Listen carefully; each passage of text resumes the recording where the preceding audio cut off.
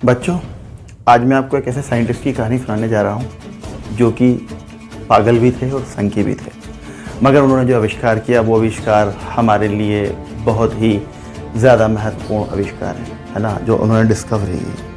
Thomas Alva Edison. Thomas Alva Edison एक गरीब परिवार में पैदा हुए। ये एक आपके लिए बहुत मोटिवेशनल स्टोरी है, ठीक है। थॉमस अल्वा एडिसन एक गरीब परिवार में पैदा हुए। उनके फादर बचपन में ही उनका देहांत हो गया था, है ना। उनका जो पालन पोषण किया था उनकी मदर ने किया था। जब वो स्कूल में पढ़ने जाते तो बड़े अजीब उनका बिहेव था, बहुत ख़राब बिहेव था। वो उल्टे सीधे क्वेश्चन भी करते थे, तो इसकी वजह से उनको पढ़ने में कोई ज़्यादा रुचि नहीं थी। वो कुछ कुछ सोचते रहते थे, जैसे कोई पागल होता है। तो लोग उसे कहते थे, उनको थॉमस अल्वा एडिसन को कहते संकी है ना, पागल है, पागल आदमी, ठीक है, पागल बच्चा। तो उनको पागल समझा जाता था थॉमस अल्वा एडिसन को, ठीक है। उनको स्कूल से टीचर ने निकाल दिया। टीचर ने कहा कि जो है एक लेटर लिख के दिया। वो बहुत छोटी क्लास में थे। एक लेटर लिख के दिया मदर के नाम, और उसमें लिखा कि हम आपके बच्चे को यहाँ नहीं पढ़ा सकते क्योंकि ये मंदबुद्धि है, उसको समझ में नहीं आता है ना। तो उनको निकाल दिया गया स्कूल से भी। और गरीबी की वजह से जब उनको स्कूल से निकाल दिया गया तो उनको एक्सपेरिमेंट में बहुत इंटरेस्ट था। एक्सपेरिमेंट करने में उनको बहुत ज़्यादा इंटरेस्ट था। तो थॉमस अल्वा एडिसन का क्या हुआ कि उनकी मदर ने एक घर में एक लैब बना के दी उनको, और एक केमिस्ट्री की बुक उनको दी। तो वो घर में ही एक्सपेरिमेंट करते थे, सारे एक्सपेरिमेंट घर में करते थे। फिर अचानक एक दिन ऐसा हुआ कि उन्होंने अपने कमरे में वहाँ पर कुछ एसिड्स वगैरह गिराए, जिससे उनके कमरे में आग लगने लगी। तो जब आग लगी वहाँ पर, तो उसके बाद उनकी मदर ने उनके सारे केमिकल्स और जो भी एक्सपेरिमेंट का सामान था वो सब घर से बाहर निकाल के फेंक दिया कि वो पूरे घर को ना जला दें, इस डर से। फिर क्या होता है कि थॉमस अल्वा एडिसन गरीब होने की वजह से वहाँ पर न्यूज़पेपर बेचते थे रेलवे स्टेशन पर। तो जब वो न्यूज़पेपर बेचने जाते थे तो वहाँ पर उनकी टीटी से मुलाकात हुई। टीटी ने कहा कि ठीक है, पुराने ज़माने में टीटी की भी अच्छी खासी पावर होती थी।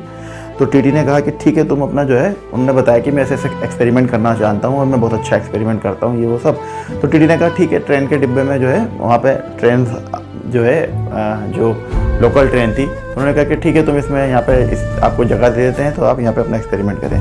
तो थॉमस अल्वा एडिसन ने क्या किया, अपना एक्सपेरिमेंट शुरू किए। एक्सपेरिमेंट शुरू करने के बाद उन्होंने जब एक्सपेरिमेंट किए तो उन्होंने ट्रेन के डिब्बे में आग लगा दी, जिसकी वजह से थॉमस अल्वा एडिसन के ऊपर जो टीटी थे उनको बहुत गुस्सा आया और उन्होंने थॉमस अल्वा एडिसन को बहुत ज़ोर से झापड़ दिया, जिससे उनका एक कान बहरा हो गया, ठीक है। मगर थॉमस अल्वा एडिसन इसके बाद भी नहीं माने। उन्होंने अपनी एक लैब बनाई और उन्होंने अपने इंटरेस्ट के हिसाब से वो कंटिन्यूसली वो अपना एक्सपेरिमेंट करते रहे। किस चीज़ का एक्सपेरिमेंट उन्हें खुद भी नहीं पता कि वो किस चीज़ का एक्सपेरिमेंट कर रहे थे। देखो, इतिहास सिर्फ वही लिखता है जो ज़िद्दी होता है।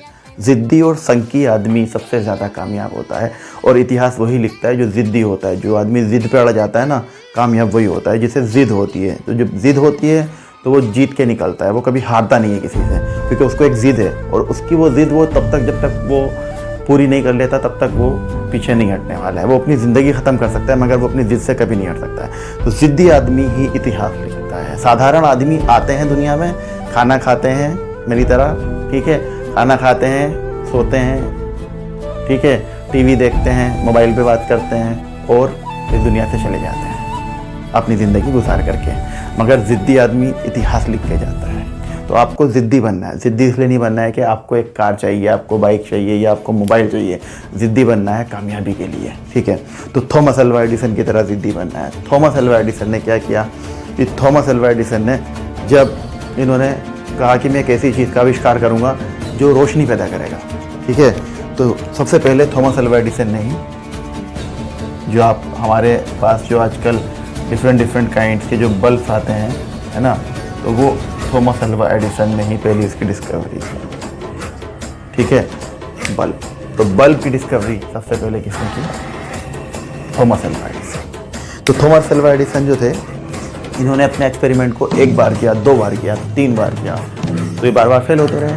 तो इनके दोस्त ने पूछा, फिर ये कई बार करने के बाद 10,000 बार इन्होंने किया। इतने पागल हो चुके थे थॉमस अल्वा एडिसन कि वो उन्हें अपने घर का रास्ता नहीं मालूम होता था कि उनका घर कौन सा है। 3-4 दिन बाद अपने, जहाँ पर वो अपनी लैब में अपने काम करते थे, तो 3-4 दिन बाद वहाँ पे कभी घर जाते थे तो उन्हें एड्रेस नहीं मालूम होता था। तो उस ज़माने में जा कर के नॉक करना होता था। तो बेल नहीं होती थी आज के ज़माने में, पहले दूसरे तरह का सिस्टम होता था इसको हम कहते थे कुंडी, है ना। तो उस तरह से वो लेश करना होता था, खट खट खट खट खट करना होता था, ठीक है। तो थॉमस अल्वा एडिसन जो है अपने घर की जगह जब जाते थे घर, तो दूसरे का घर पे जाके उनका जो है खटखट करते थे। तो लोग कहते थे कि ये जो है पागल आदमी है, इसको इसके घर छोड़ दो। तो कोई उन्हें कुछ कहता नहीं था, क्योंकि सबको पता था कि थॉमस अल्वा एडिसन का दिमाग ख़राब हो चुका है पूरी तरह से, और ये कुछ बनाने वाला है जिससे रोशनी आ जाएगी। पता नहीं क्या बनाने वाला है, पागल आदमी चमत्कार करेगा कुछ। तो थॉमस अल्वा एडिसन ने जो है एक बार एक्सपेरिमेंट किया, 2 बार एक्सपेरिमेंट किया, 3 बार किया, मगर थॉमस अल्वा एडिसन अपनी जिद से हटे नहीं और उस पर लगातार काम करते रहे। तो थॉमस अल्वा एडिसन के दोस्त ने पूछा कि ये बताइए थॉमस कि तुम इतनी बार फेल हुए फिर भी तुम अपना एक्सपेरिमेंट करते रहे। तो इन्होंने 10,000 बार, सुनने में आता है कि इन्होंने 10,000 बार एक्सपेरिमेंट किया, और जब जाके उस अपने एक्सपेरिमेंट में बल्ब को बनाने में कामयाब रहे। तो उनके दोस्त ने जब कहा कि तुम इतनी बार फेल हुए और तुमने जो है उसके बाद तुम ये कर पाए, तो जब तुम इतनी बार फेल होते तो तुम ये नहीं सोचते थे कि मैं नेक्स्ट टाइम करूँगा तो ये रिजल्ट आएगा कि नहीं आएगा। तो थॉमस अल्वा एडिसन ने कहा कि मैंने बल्ब ना बनाने के 9,999 ऐसे तरीके ढूंढ लिए जिनसे बल्ब नहीं बनता, और एक तरीका वो है जिससे बल्ब बन जाता है। तो इन्होंने जब बल्ब बनाया था वो तरीका इनकी डिस्कवरी थी। तो थॉमस अल्वा एडिसन ने 1000, है ना, 1093 ऐसे इंस्ट्रूमेंट डिस्कवर किए थे जो हमारे लिए आजकल बहुत ज़्यादा यूज़फुल है। 1093 जिनको इन्होंने पेटेंट किया था।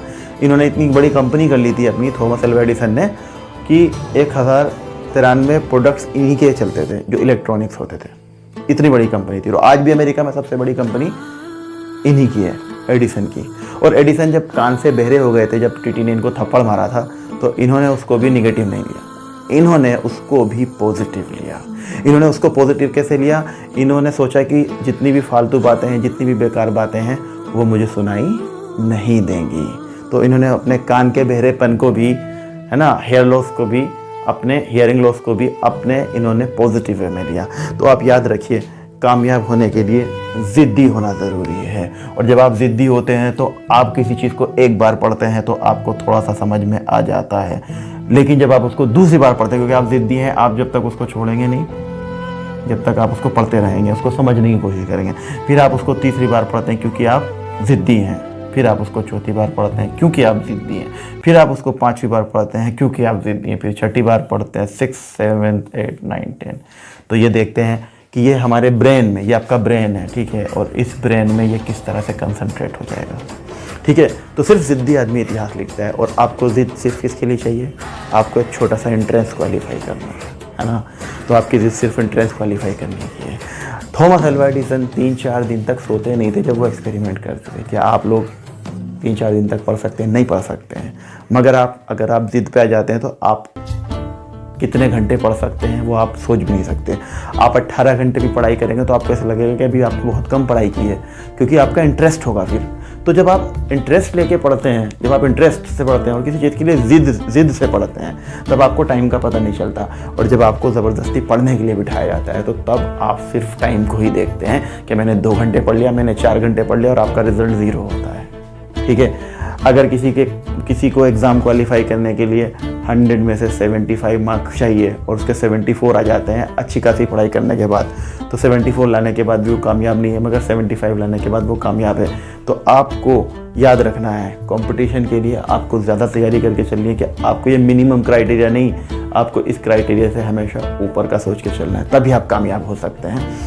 तो मैं आपको यहाँ पर मोटिवेट करना चाह रहा हूँ, और इस मोटिवेशनल स्पीच को अगर आपको अच्छी लगे तो आप इसको लाइक ज़रूर करें।